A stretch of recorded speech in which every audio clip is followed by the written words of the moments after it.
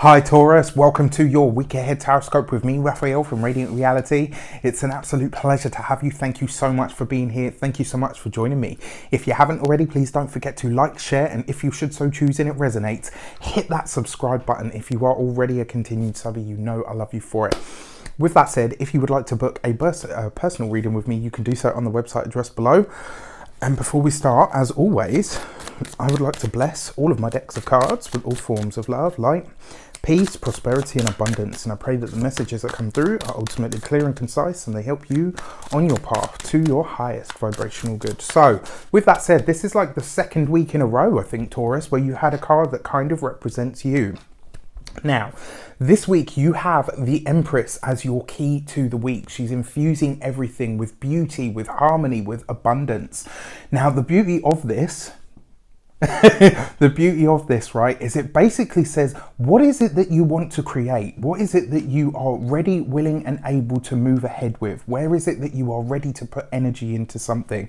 Remember, the Empress is all about, you know, she represents mothers, women, beautiful things, growth, fertility, abundance. This is all about where you place the seeds that you are now ready to plant. Now, this is it, right? This is the thing with the Empress, as opposed to, say, like the Wheel of Fortune. The Wheel of Fortune is the payout, whereas the Empress is where you're sowing the seeds. So this is the week for you to sow the seeds, to plant them, you know, till the soil, all the rest of it, right? I'm using all those metaphors for growing things, for creating things, for making things, or, you know, nourishing things, right? On not necessarily just on a physical level as well. We're talking about on a soul level too.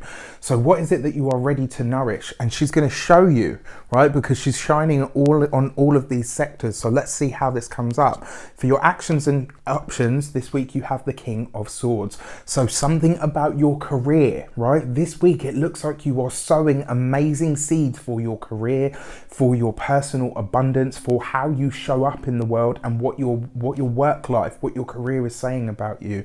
Now, remember, the King of Swords, usually an air sign male, so this would be a Gemini, a Libra, or an Aquarius. Hello. All jokes aside though, an air sign male could feature for you. This might be somebody that you're interacting with this week. Now, as a person, right? So because we've got the Empress card here, this is very likely to be a Libran, because Venus rules Libra. So just giving you a little tutorial there. What this also says as well, this is about you being very proactive, your actions and options, right? This is about you being very proactive when it comes to the career, when it comes to forging alliances. Because remember, the King of Swords is very cool, calm, and collected, but he knows how to spot opportunity, and he's ready to move on it as soon as it presents itself. So this week, you could find that this is happening. It also looks like a week where a lot of you are putting pen to paper, whether this is about your job, whether it's about a career, whether it's about an idea that you have. This week you are working very hard towards some of your goals. For your communications and conversations, you have the Six of Cups.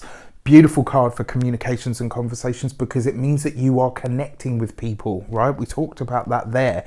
This week there could be some opportunities shaping up to connect with people or to collaborate. Now, here's the thing, we do have a lot of retrograde energy at the moment, and will continue to have for a while. But this could be a really great time for you to make the connections, right?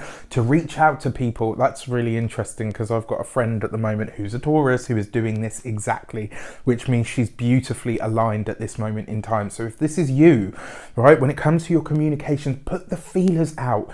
You don't have to get a promise from anyone. You don't have to sell them anything. You don't have to get them, you know, stuck on an idea or anything like that. Just reach out, have the conversation, make it fun, make it a little bit of banter, maybe even just touch base with them and say, you know what, like, can we connect at some point later down the line?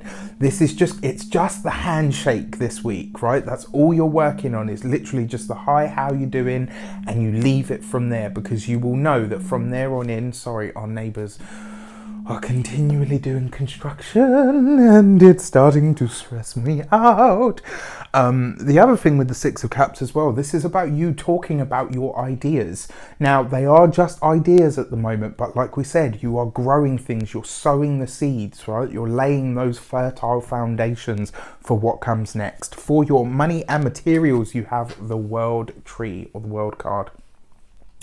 Now, I love this card when it comes to money because it suggests that whatever you are building this week, whatever you are sowing or growing this week, has the potential to really take off, to really set and cement immense wealth for you. But this isn't going to be overnight stuff, right? So the only thing that I'm going to say to you is, in terms of your finances in the here and now, nothing changes this week. It doesn't go up, but it doesn't go down. It just stays exactly the same.